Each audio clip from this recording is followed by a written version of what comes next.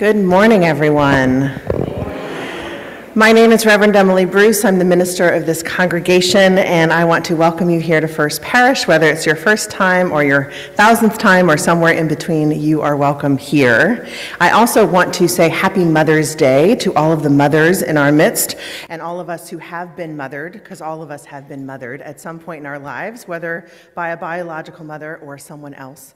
So I'm very grateful to lift up this day of mothering and compassionate love that all of us have benefited from in this life in our world. So happy Mother's Day, all.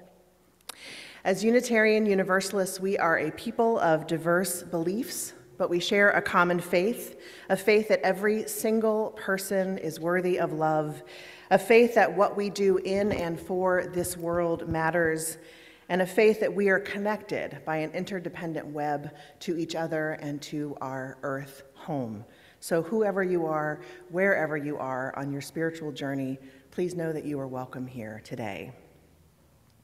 In a moment, Joan Thompson-Stein will lead us in lighting our chalice, but as usual, I do have a few announcements to make. Next Sunday, there's a lot happening next Sunday. First of all, it is our annual meeting Sunday. So as we have done in the past, we'll have a shorter service here in the meeting house at 10:30, and then we will head across the street for the annual meeting. Very happy to announce that our RE children will once again be offering a baked potato bar for people to enjoy during the annual meeting, so that's good. And by next week, our Kindness Rock Garden will be complete. So those of you who have noticed the big circle on the lawn across the street that's been dug up, we are building a Kindness Rock Garden there. So there'll be an array of rainbow-colored Adirondack chairs, and then in the center, a rock garden with some lovely and affirming messages painted on them that you are going to help us with, because today during coffee hour there will be a rock painting station. So we're employing all of you to help us create the rocks for our rock garden. We have a lot already, but we need more. So check that out across the way. So annual meeting with baked potato bar. We're going to dedicate, oh, that's what I forgot, sorry. On our way to the annual meeting, we're going to gather around the rock garden and have a moment of communal dedication. So I hope you'll join for that on your way to the Beale House next week. And then, if that wasn't enough, Sunday afternoon, next Sunday at 4 p.m., I'm hosting a Pints with Your Pastor event. You can't see this, but Heather just did this. So I was the lucky winner of the $50 gift card to 42nd Brewery from the lasagna dinner. So I'm going to buy y'all a beer or a seltzer or whatever. Well, I'm going to buy however much beer or seltzer $50 covers. I should have said that first. So that's next Sunday at 4 p.m. And if you don't know where 42nd Brewery is, it's down on Summer Street, 77 Summer Street, right by A3 and the post office and that little area. So that's next Sunday at 4 p.m. And we're going to have a reserved table in the back. So if that interests you, I hope you'll come join. There's no theological agenda to this. It's just come have a beer with me and let's chat. So, two more things. In the newsletter, there's been a form the last couple weeks to ask for your feedback on updating our pride flag. And I'd like to announce that I'm going to close that form next Friday, the 17th, just because it's been up for several weeks. So if you haven't yet taken an opportunity and you would like to give feedback on whether or not we can update the pride flag, please do so there. You can also come talk to me. You don't have to use the form, but I just wanted to give a way to collect information, and so far about 15 people have responded, all universally positive, and with some important thoughts and questions to share too. So please make note of that. It's in the newsletter. It will be in the newsletter again this week. So finally, our yard sale's coming up. Can you believe that? Can you believe it's almost June? No. I mean, I kind of can, but no. Okay, so Saturday, June 15th is our annual church-wide yard sale. We need donations for the yard sale for our tables that we put out. We also, as before, have offer vendors can buy a table for I don't remember how much. I want to say 50. 50, is that right, Deb? Okay, $50 if you want to buy your own table or someone you know might want to buy their own table to sell your own things. So we need all of that, all of the above. So please reach out to Deb or Kristen Casey, who's not here today. They're the two main organizers of the yard sale. And Carmen. Is Carmen here? Oh, there she is. Hi, Carmen. Okay, I missed you coming in. So Deb or Carmen or Kristen Casey if you've got questions. And again, that's Saturday, June 15th. And that's it. So I invite you all to join me in taking a deep breath in and out. Let's do that one more time. In and out. Give yourself space, relax your body, turn off your cell phones, your emails, and your to-do lists, and all of that will be here when the service is over. So give yourself this hour to just be here, be present with yourself, with us, and with the worship service that we are creating together today. One more deep breath in and out. Joan will lead us in lighting our chalice.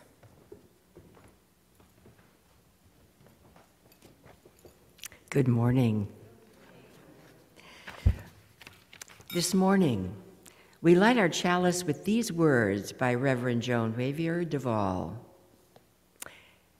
You are beloved, and you are welcome here.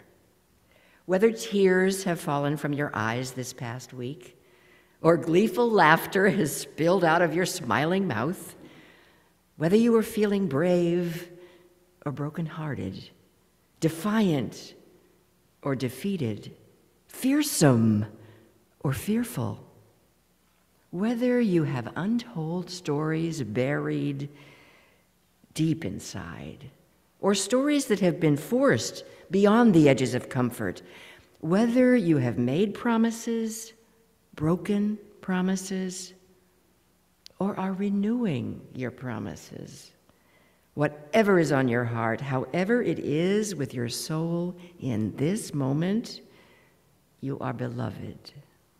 And you are welcome here. In this space of welcome and acceptance, commitment and recommitment, of covenant and connection, let us worship together. Let us worship together. I invite you to rise in body or in spirit for our opening hymn, number 170, all 6 glorious verses. We are a gentle, angry people in the gray hymnal. All 6 verses. Wow. Okay. Is that what you do? Whispering about up there? Okay.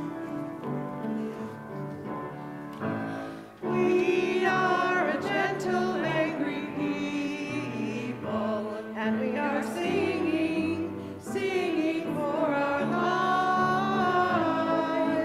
We are a gentle, angry people, and we are singing, singing for our lives.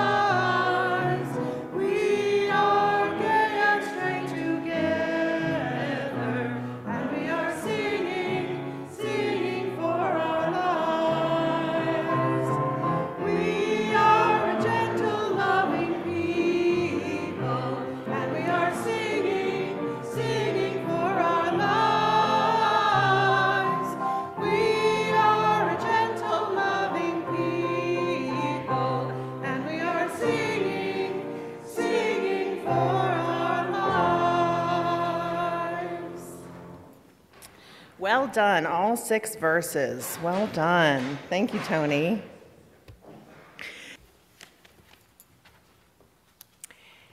The following declaration was issued at the conclusion of a conference hosted by the Yale Center for Public Theology last month in New Haven, Connecticut. The title of the conference was "The Moral and Spiritual Issues of the 2024 Presidential Election."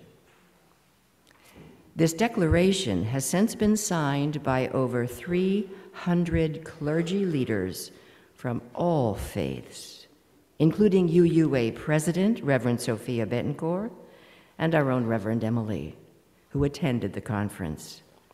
The declaration reads, "As religious leaders in the United States of America, we have gathered at Yale Divinity School's Center for Public Theology and Public Policy in New Haven, Connecticut, to focus our thoughts and center our prayers on the health and well-being of our nation in this presidential election year. We have been called by God to love God's people and the communities where we serve. We love this nation, and for this reason we have gathered to reflect on our public engagement as both an act of love and a pastoral responsibility. We know that a well-funded, coordinated political movement has co-opted our faith tradition and is exploiting so-called traditional values to undermine democracy and divide people across this land. This distorted religious nationalism has persuaded many well-meaning Christians to focus on a narrow set of divisive cultural wedge issues while ignoring the real moral issues that are at the heart of our scriptures and our tradition.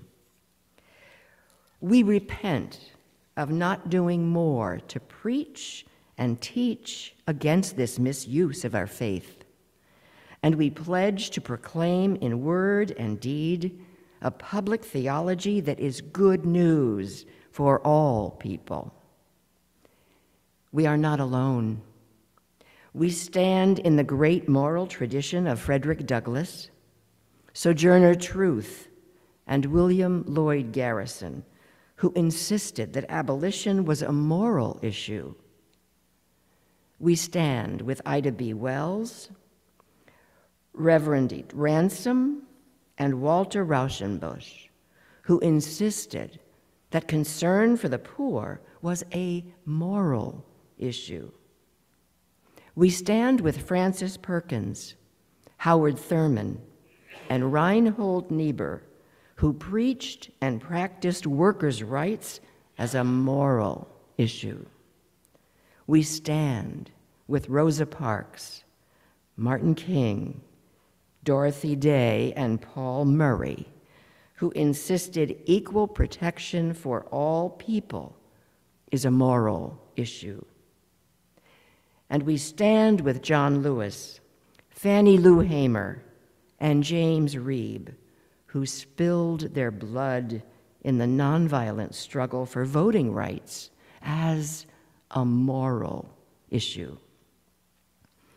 We are surrounded by a great cloud of witnesses, and we are moving forward together to represent the majority of people of faith in this nation who want democracy where everyone can thrive.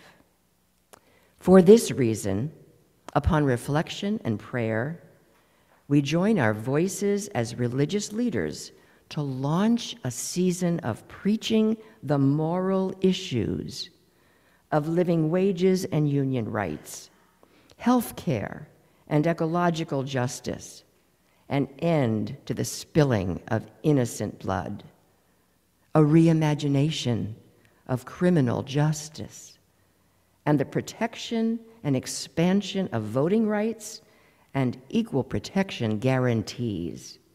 We declare that these are the critical moral and spiritual issues of the 2024 presidential election. These are, quote, the weightier matters of the law. And we refuse to be distracted by manufactured controversy about minor issues, even when we honestly disagree.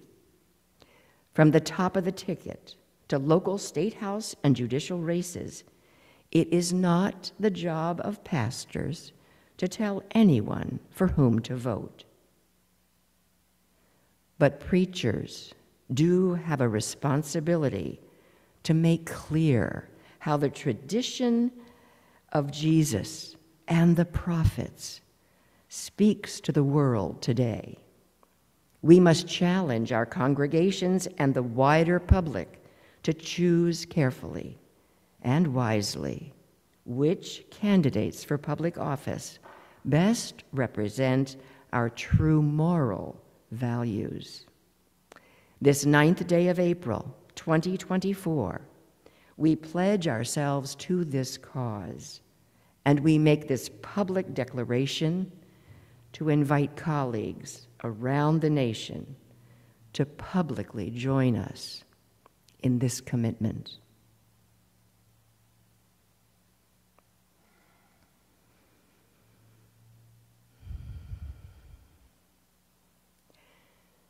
When we give, we say yes to something we value. In this congregation, we take up an offering each week to say yes to the values of our UU faith and yes to this beloved community. Please give as you are able. Today's offering will be gratefully received. Our offering anthem is "All You Fascists Bound to Lose" by Woody Guthrie.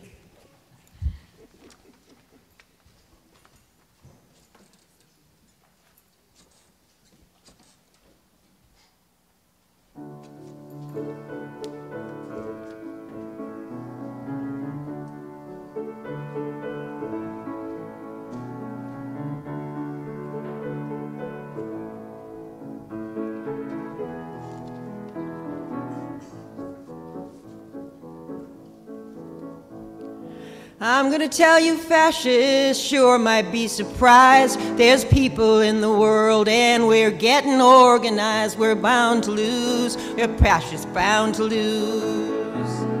Oh, you're fascists bound to lose. Oh, you fascists bound to lose.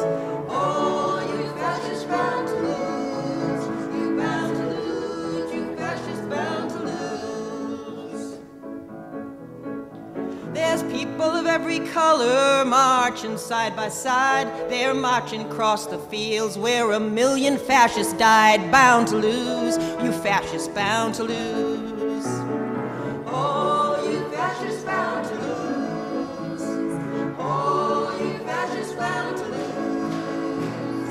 Oh, you fascists bound to lose.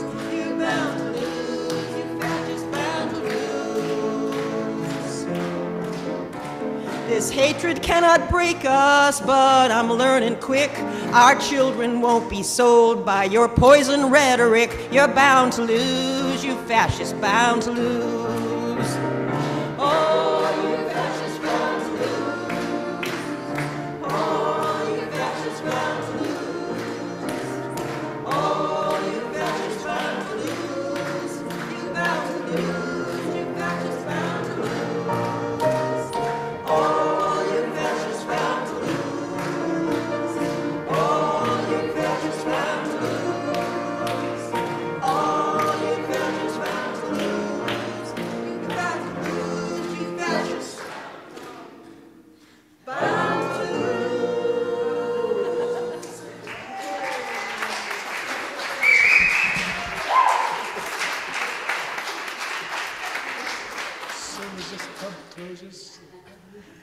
Thank you, choir. I will admit I had my doubts about singing about fascists on Mother's Day, but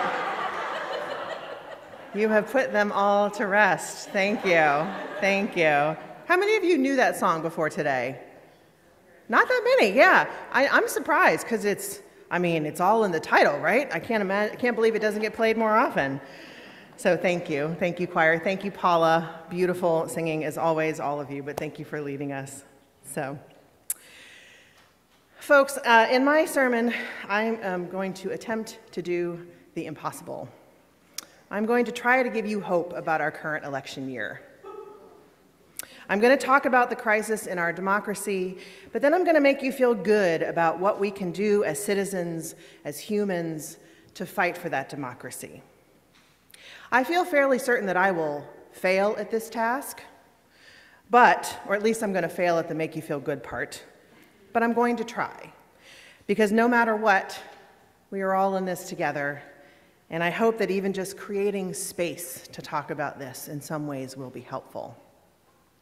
So I want to start by telling you about the conference that I recently attended, at which the New Haven Declaration that Joan just read was born. This conference was hosted by Reverend William Barber, who leads the Center for Public Theology and Public Policy at Yale. If you've never heard the term public theology before, it's just a way of saying religious and spiritual leaders who speak in the public square to the populace at large about the moral and spiritual issues of our day. Martin Luther King was a public theologian. And Reverend William Barber is one too, and he is, to many, the spiritual heir apparent of Martin Luther King because of his justice work in North Carolina and elsewhere on workers' rights, poverty, voting rights, and more. He is a powerful speaker and a righteous individual, so I encourage you to check him out if you ever get the chance. Now, this conference brought together several hundred clergy from all different denominations and all different states and a few other countries. There were other UUs there. I met 2 new UU ministers at this conference, which was nice. It was 3 days of listening to some of the sharpest minds in government, science, religious institutions, public policy, social justice, and the media talk about the spiritual and moral issues facing our country. As the declaration read, the issues covered represented the weightier matters of the law, amidst so much of the manufactured controversies, the bad governing, and the social hysteria that seems to capture most people's attention most of the time these days. The conference was a wonderfully moving experience for me. I was inspired by what I heard, and I was convicted too. I don't mean that I was arrested. Although I would have been if they asked me to, no. What I mean by convicted is I was challenged to examine my own actions, my own beliefs, my own responsibilities as a minister and a citizen of this country. It was very humbling, to be sure. But I also came away with such a greater appreciation for our power as citizens to use our voices. There were seeds of hope planted in me that I hope to cultivate in the weeks and months to come. One of my biggest takeaways from this conference, and there were many, was our need to reframe the public conversation away from the political binary, away from the left versus right, Democrat versus Republican, liberal versus conservative. So much of the noise in our news today and on social media and elsewhere paint our current democratic crisis in those terms, that we are split right down the middle. And most importantly, most people think that divide is even. They think half on one side, half on the other. But it's not really true. In fact, it's not true at all. The actual sides here in this fight for our democracy are a majority of Americans on one side and a small but incredibly loud faction of conservative extremists on the other. And these extremists are largely operating under the tenets of Christian nationalism. Christian nationalism is built on the foundational belief that America is a white Christian nation, that it was founded as a white Christian nation, and it should be preserved as such today and into the future. And anything that counters the primacy and dominance of that white Christian nation is a threat to be oppressed, diminished, and eventually destroyed. It is a 300-year-old story that has been used to justify slavery, stealing native land, eradicating native peoples, subjugating the rights of people of color and women, and so much more. You all know this. Christian nationalists have used conservative Christianity as a shield. They have used that morality and weaponized it to further a pretty scary agenda. Consider the assaults on reproductive rights, LGBTQ rights, trans rights, voting rights, book bans, immigration, climate justice. I could go on, but I don't think you need me to or want me to. This movement is a collection of conservative think tanks, foundations, and political agents all forwarding the same agenda. You may have even heard some far-right extremist leaders in Congress self-identify as Christian nationalists. So you might be thinking, wait a second. Why isn't she talking about the former president? He's the threat, right? Isn't his potential re-election the biggest thing at stake here? And the answer is yes, of course it is, but not solely because of him, because of the well-funded and well-organized machine that is driving the operation around him. In him, they have found their most enthusiastic and aggressive mouthpiece. This Christian nationalism movement has been around for a long time, but it really began to take hold in the 1980s after the culmination of the civil rights movement in the 50s and the 60s and the expansion of income equality and greater rights for women and minorities in the 1970s. This Christian nationalist movement came about as a backlash from political leaders to resist this growing equality of everybody who wasn't white and, to an extent, male.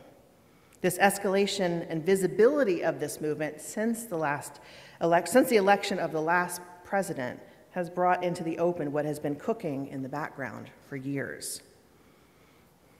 So that's the bad news. That's the bad stuff. And I know I needed to lay it all out, and I can see all of your faces starting to drop the deeper I got into that.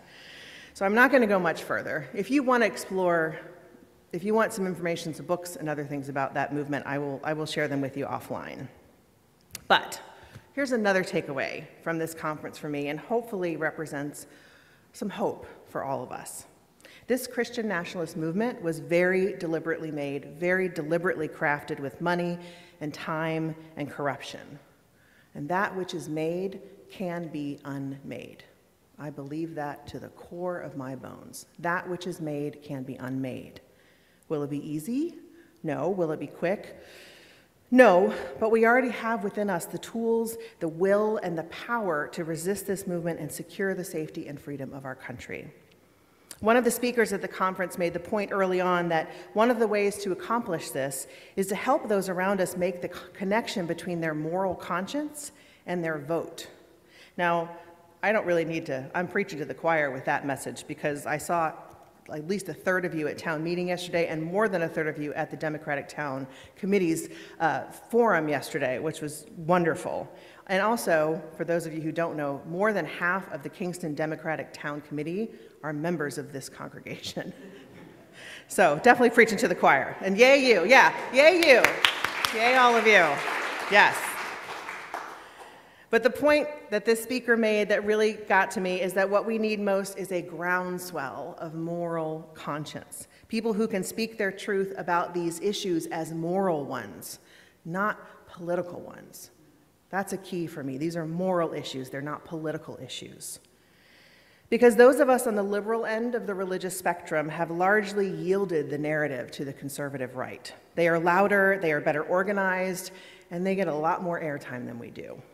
One of the journalists at this conference was Joy Reid, who hosts a show on MSNBC called The Readout. Some of you are nodding, you've heard of her. And she shared with us a lot of information that I didn't know. First, that most media people didn't grow up in church. They're an unchurched people. They don't understand the difference between all the different kinds of evangelical Christians, the nuances of religious language, and so they can use the wrong terminology. And the chief example she gave is they can say conservative when what they really mean is extremist. They're also taught not to bring up religion too much in journalism school. And in her opinion, it has made them really bad at reporting the truth, at getting to the matter of what is happening in churches across our country. The media does not know that there are liberal religious churches out there. They don't know that we are out here trying to be a voice for the side of justice and equity and compassion. This means that the liberal religious traditions in this country, like ours, have an uphill battle if we're going to get any attention at all. I'm not asking you to take to social media and engage the trolls. Please do not do that. In fact, quite the opposite, because the online hysteria and all that hateful noise that's taking up our front pages, that's by design. It's all propaganda to make you scared and disgusted and therefore disengaged. Aldous Huxley once said, quote, "The purpose of propaganda is to make one set of people forget that other sets of people are human." And that is another takeaway for me with this conference. How can we resist all of these efforts to dehumanize us from each other? And how can we work to make human connections with others, especially those who may not agree with us 100%, but still want to fight for the same democracy? Efforts like that are truly resisting the binary narrative of good versus evil, right versus wrong that these extremists engage in, because it's not true. None of what they spout is actually true, but they have made us believe that it's true. Because what will save us is not our politics, but our humanity. That understanding of our deep interconnection, our values that place love at the center, that prioritize relationship over winning, that part of us that enables us to come together and work for the common good. We do that enough in this congregation. Consider the theological spectrum of belief in this very room right now, and yet here we are Sunday after Sunday, creating something meaningful together. There are a lot of people with a lot of differences. They're going to have to learn how to work together if this resistance is going to thrive. That means making friends with some Republicans and others. But we've been here before. At least our ancestors have. For another bit of hope, I turn to our own Unitarian ancestor, Julia Ward Howe. Many of you know her as the woman who wrote the Battle Hymn of the Republic. She is also the author of the Mother's Day Proclamation, written in 1870 as part of a campaign to create a national day of peace after the violence and bloodshed of the Civil War. On this Mother's Day, I seek wisdom from dear old Julia and her proclamation for an end to war and for a promotion of justice and peace. Here's a little snippet of her Mother's Day proclamation. "Arise, all women who have hearts. Say firmly, we will not have great questions decided by irrelevant agencies. Our husbands will not come to us reeking with carnage for caresses and applause. Our sons shall not be taken from us to unlearn all that we have been able to teach them of charity, mercy, and patience. We, the women of one country, will be too tender to those of another country to allow our sons to be trained to injure theirs. From the bosom of the devastated earth, a voice goes up with our own, and it says, disarm, disarm." Julia Ward Howe knew the power of women. Women who did not yet have the vote, women who could not own property or hold public office, and yet could use their voices to demand peace. That same truth reverberated through my mind and my heart during the conference. Each of us has a voice and a vote. Each of us has the power to organize. Each of us has the power to engage in conversation. Each of us has the power to find common ground. We should embrace the moral vision of our Constitution, which guarantees freedom to all and the responsibility of our government to safeguard that freedom. Yesterday, I attended the aforementioned event hosted by the Town Democratic Committee. The speaker was Danielle Allen, who is an author and an expert on democracy. She was a very powerful speaker. If I could have just carried her up to this pulpit and put her in front of this microphone, I would have. But her talk did inform a lot of my sermon today.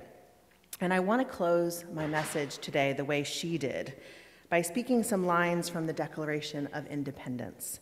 She made the point, and I agree, that this document contains with it all we need to understand our rights and our responsibilities as citizens of this nation to fight to preserve the democracy that we hold so dear. We hold these truths to be self-evident, that all men are created equal. I would say all women, all people, but I won't update the language. That all men are created equal, that they are endowed by their Creator with certain unalienable rights, that among these are life, liberty, and the pursuit of happiness, that to secure these rights, governments are instituted among men, deriving their just powers from the consent of the governed. That whenever any form of government becomes destructive of these ends, it is the right of the people to alter or to abolish it, and to institute new government, laying its foundation on such principles and organizing its powers in such form as to them shall seem most likely to affect their safety and happiness. Friends, what has been made can be unmade. We must believe that. And may we know our power with and for each other to make it so. God bless America. Amen.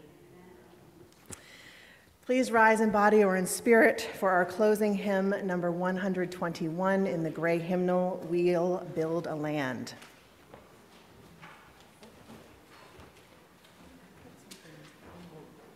We'll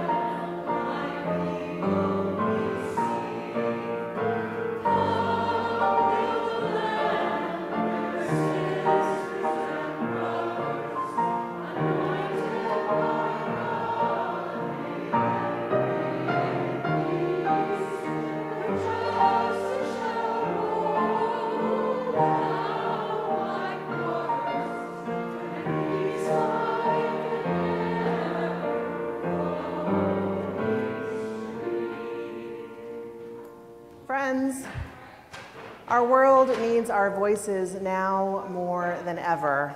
May we know our power to build connection and community, to fight for those inalienable rights, and secure safety and happiness for all. May it be so, and go in peace.